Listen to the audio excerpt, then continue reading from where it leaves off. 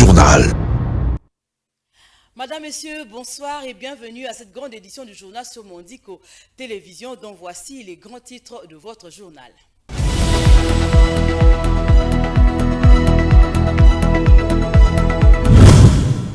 Conformément à l'esprit de la feuille de route de Luanda et des pourparlers de Nairobi, des militaires kenyans sont en route pour prêter main forte au FARDC contre les forces négatives.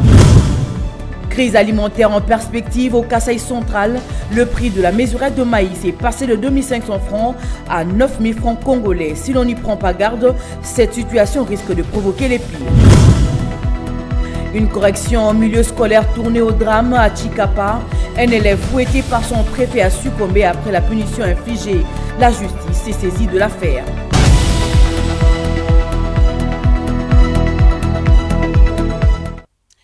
Bonsoir. Le Kenya a annoncé le mercredi 2 novembre le déploiement de ce troupes pour combattre aux côtés des FARDC contre le mouvement rebelle M23 au Nord Kivu. Le président kenyan a présenté les contingents prêts à venir en RDC et a remis l'étendard à ces troupes. Ce déploiement est fait conformément à la feuille de route de Luanda et le pourparler de Nairobi. Vini Ngali Junior.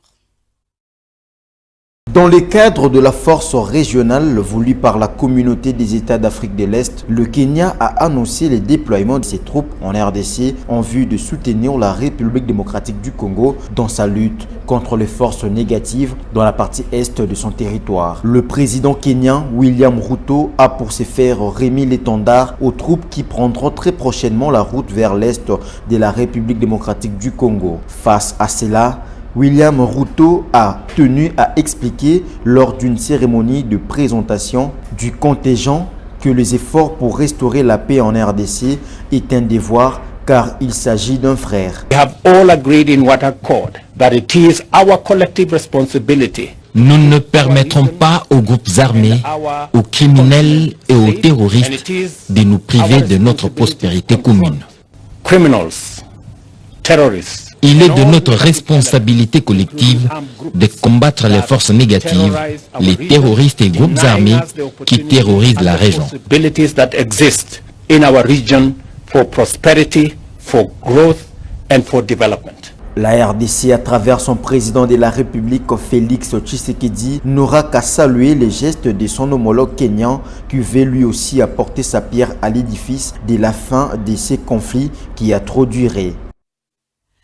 Le chef de l'État, Félix Tshisekedi, a reçu en audience ce mercredi 2 novembre Madame Mercedes Vera Martins, chef de mission Fonds monétaire international FMI en sigle pour la RDC, qui était accompagnée du ministre congolais de budget et celui de finances. L'actualisation de la perspective économique, les politiques monétaires pour 2023, l'implémentation de réponses structurelles pour renforcer la résilience sont le point abordé au cours de cette audience.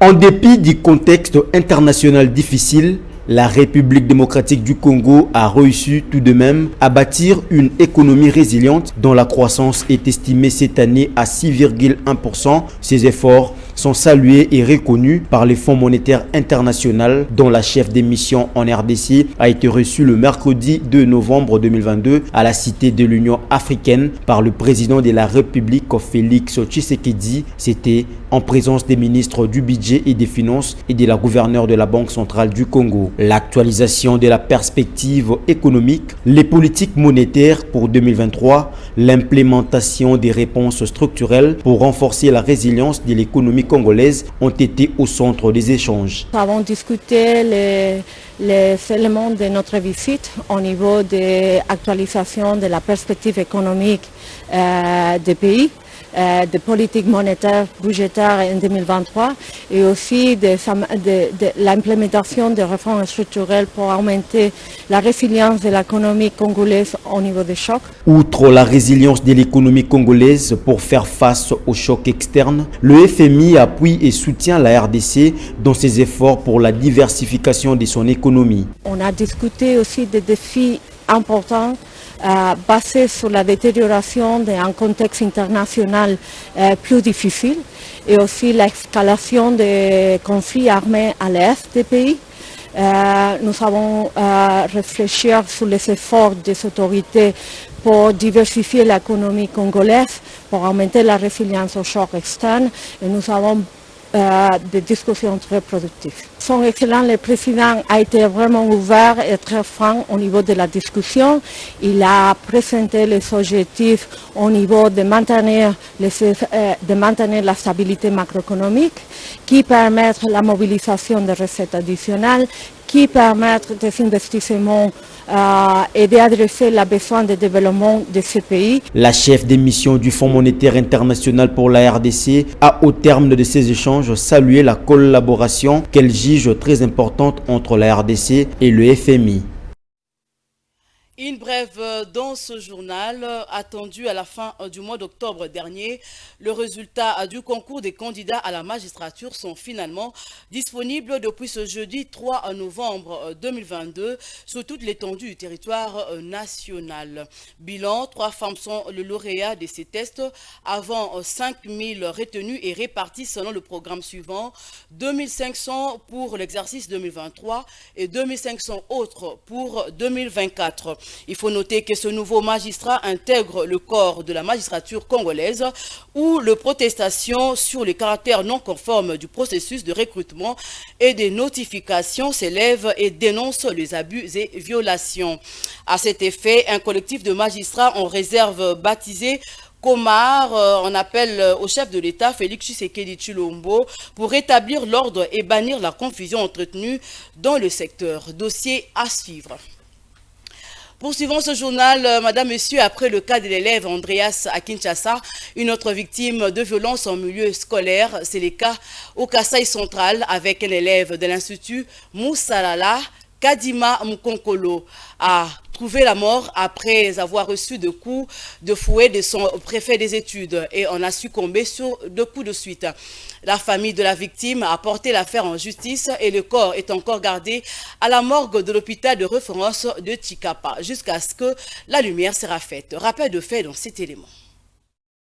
Une victime de plus en milieu scolaire, Kadima Kankolongo, élève à l'Institut Moussalala, situé au quartier Biatondi, dans la commune de Kanzala, dans la province du Kasaï central, a succombé le 1er novembre 2022 dernier suite au coup de fouet lui administré par son préfet des études, Mputu, pour n'avoir pas soldé le frais scolaire. Frappée par ces tristes faits, la famille de la victime n'a pas gardé silence, demandant aux autorités scolaires et à la justice de faire toute la lumière autour de cette situation, d'autant plus que les agressions physiques sont strictement interdites par le ministre de l'Enseignement primaire, secondaire et technique. Ainsi, les autorités rassurent que les enquêtes sont déjà en cours afin que le coupable réponde de ses actes. À l'heure actuelle, le corps de la victime est gardé à la morgue de l'hôpital de référence de Tshikapa. Ici est de noter qu'il y a une forte tension dans les environs de cet établissement scolaire. Restons toujours en province, la société de transport en commun Transco se déploie de plus en plus dans l'arrière-pays. Une initiative du gouvernement de la République traduite en acte par le ministre de Transport, Voies de Communication et Désenclavement, Chérubin Okende. Parti de Kinshasa par bateau pour les uns et par route pour les autres, tous ces bus sont arrivés à destination sans aucun problème. Plus de détails dans cet élément de Martin Kaimbe. Le bus Transco sont bien arrivés dans l'espace Grand Kasaï et devraient servir la population des villes de Tshikapa, Kananga, Mbujimai, Lodja et Lusambo. Une initiative du ministre des Transports et des Désenclavements Chérubin Okende qui vise la mise en pratique du programme de chef de l'État Félix Tshisekedi. L'arrivée de ces bus a été perçue par la population de ces 5 villes de l'espace Grand Kasaï comme un renouveau et aussi un ouf de soulagement parce qu'ils n'ont jamais vu de pareil il y a des décennies. Les bus ont été convoyés par le directeur général ad intérim des Transco, Chief Chipamba, jusqu'à la destination sans casse. Non seulement que je suis à Kananga, moi, les 10 bus qui constituaient mon convoi, les jeeps de service de mes 2 directeurs techniques et d'exploitation, la jeep de la sécurité, ma jeep de commandement, sont bel et bien à Kananga. Est-ce que tous les 10 bus sont arrivés en bon état? Non, les 10 bus sont arrivés sans qu'on connaisse même une crevaison. Pourtant, on a vu sur les réseaux sociaux les images des bus embourbés. Ce sont les réseaux sociaux, vous qui cherchez les ennemis de la République seulement au Rwanda. Vous pouvez également parmi vous, votre association de journalistes pour la discipline, mais doit s'occuper de pareilles personnes qui emmènent toute une nation en dérive dans la désinformation, alors que nous consentons des efforts pour satisfaire la population sur instruction du chef de l'État. Sur instruction du chef de l'État, vous avez dit, et donc vous avez amené des bus là-bas pour faire plaisir au chef de l'État contre l'avis de la direction technique des transports. Non. À mes côtés, je peux dire que mon convoi est constitué même du véhicule de fonction du directeur technique. Le directeur technique est avec moi. Cet avis que vous vantez tant, il est où? Qui a vu cet avis? Cet avis disait pas parce que moi j'ai amené les bus à Kananga sans accident, sans égratignure, tels que je les ai récupérés à Kinshasa dans mes entrepôts, je les ai menés. Est-ce que les routes de Kananga sont suffisamment praticables? Kananga en son temps était prévu pour être la capitale de la République démocratique du Congo. La question que l'on se pose reste de savoir d'où provient ces croupires de presse qui tentent à décourager des initiatives pour l'arrière-pays. C'est comme qui dirait seules les capitales peuvent avoir tous du gouvernement central, oubliant que Kinshasa n'est pas le Congo démocratique.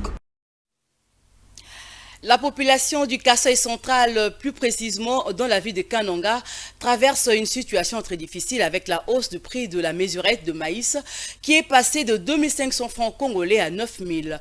Une situation qui risque de créer une explosion sociale de la population kanangaise. Suivez ce reportage. Hausse des prix du maïs sur le marché dans la ville de Kananga. Nous sommes dans la province du Kasaï central où une mesurette communément appelée Meka de maïs s'est vendue il y a peu à 2500 francs congolais alors qu'il se négocie actuellement à 9000 francs congolais. Alors la population de cette partie du pays éprouve d'énormes difficultés pour se nourrir correctement. Elles ont passé une année très difficile suite à l'abondance de pluies diluviennes qui ont perturbé la récolte de maïs. C'est ce qui justifie en partie cette flambée du prix de cette denrée la plus consommée dans les Kasaï. Le taux de maïs a augmenté, c'est parce qu'il n'y avait pas la transaction des marchandises. Les marchandises qui étaient à Beneleka, il n'y avait pas moyen de les exporter à Kananga parce que les ravins avaient endommagé les chemins de fer. À part ça, les conséquences qui sont là-bas, c'est parce que quand les maïs augmentent, d'autres choses aussi augmentent. Par exemple, nous avons les maniocs, ça augmente, beaucoup de choses augmentent. Parce que les gens comme les Kanangais, ils aiment beaucoup manger. Ils aiment beaucoup manger les foufous. Et puis quand on leur prive de ça, c'est un peu compliqué. Alors il y avait un opérateur économique qui avait intervenu suite à ces problèmes pour demander aux autorités d'arranger la route les chemins de fer pour permettre la transaction des marchandises entre la ville de Kananga et les villages de Beneleka. A noter que cette situation risque de s'aggraver, surtout qu'il y a quelque temps, le Programme alimentaire mondial, le PAM, avait publié un rapport sur la malnutrition dans les provinces du Kasaï, en particulier chez les enfants. Retournons à Kinshasa avec la saison pluvieuse. Les dégâts sont à craindre. Plusieurs érosions ressurgissent. C'est le cas au quartier Djelo Binza, dans la commune d'Ngalema, une municipalité qui figure sur la liste de communes menacées continuellement par les érosions. La population alerte l'autorité quant à ces risques permanents. Suivez quelques réactions. Le quartier Djelo Binza dans la commune de Ngalema est menacé par une érosion depuis plus d'une année et cela malgré les travaux entrepris pour la combattre. Le riverain, craignant cette saison pluvieuse, lance un cri de détresse. C'est compliqué. Cette situation date de très longtemps. Nous avons perdu nos maisons, nos biens emportés par les eaux de pluie. Qu'on nous trouve une solution, sinon c'est difficile. Nous avons tous déménagé de ce cadre pour fuir le dégât. Les habitants du quartier expliquent tout de même le début de cette tête d'érosion qui a déjà occasionné plusieurs victimes.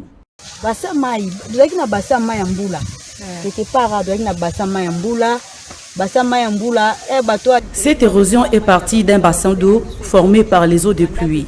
Ce bassin n'a pas pu gérer la pression des eaux de pluie venues de lotissement là-dessus. Et le dégât est grave. Les maisons emportées, voire même les écoles.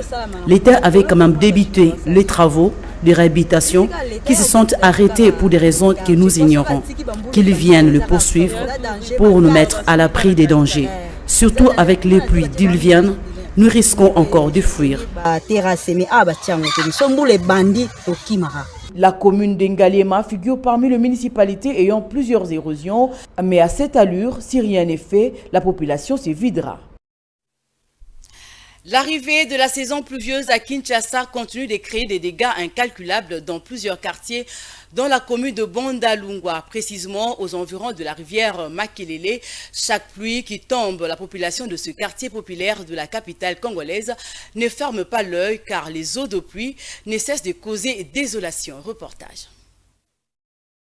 Après la pluie, c'est les beaux temps, dit-on, mais dans la ville de Kinshasa, cet adage est très loin de s'affirmer. Les avenues de certaines municipalités prennent les allures des rivières, difficile de les emprunter, même en voiture. Les maisons s'inondent des eaux qui ne savent où se jeter. À la base de cette situation, le non-curage de caniveaux et parfois la construction des édifices anarchiquement. Plusieurs familles dans la capitale congolaise sont victimes et parfois se retrouvent sans abri, sans compter d'énormes dégâts matériels, parfois même la perte en vies humaines. Ici, dans la commune de Bondalungwa, comme les témoignent ces images, lorsqu'il pleut, les habitants éprouvent des difficultés pour sortir, surtout avec le câble de la SNEL dénudé. Qu'est-ce qui serait à la base de toutes ces inondations?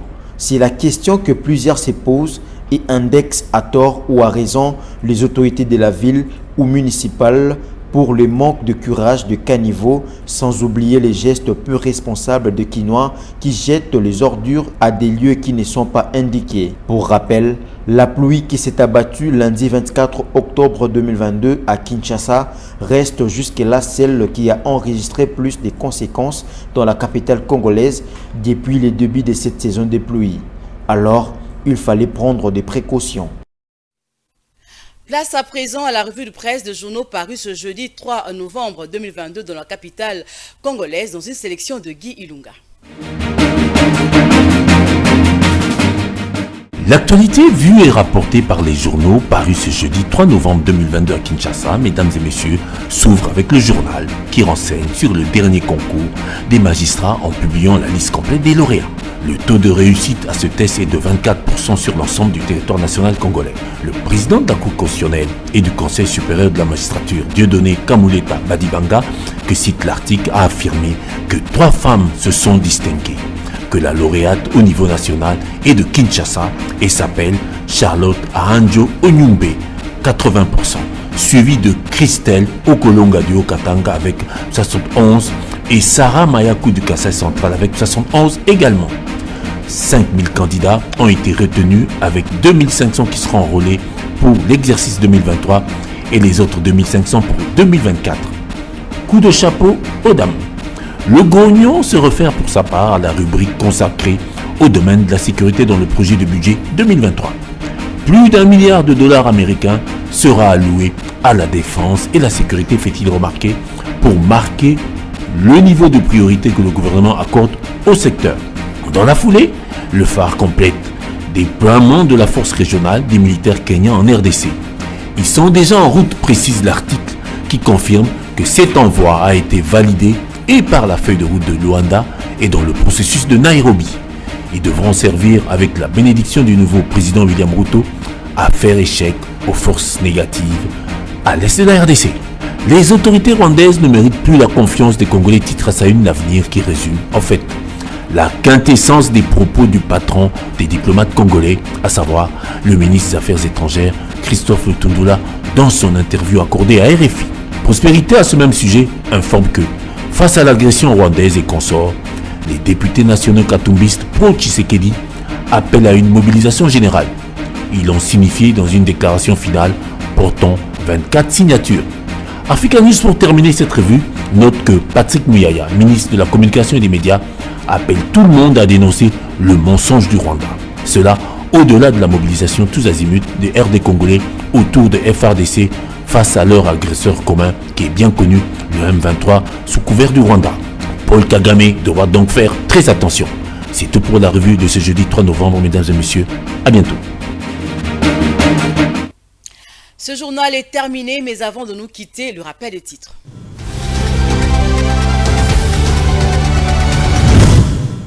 Conformément à l'esprit de la feuille de route de Luanda et de pourparlers de Nairobi, des militaires kenyans sont en route pour prêter main forte au FRDC contre les forces négatives.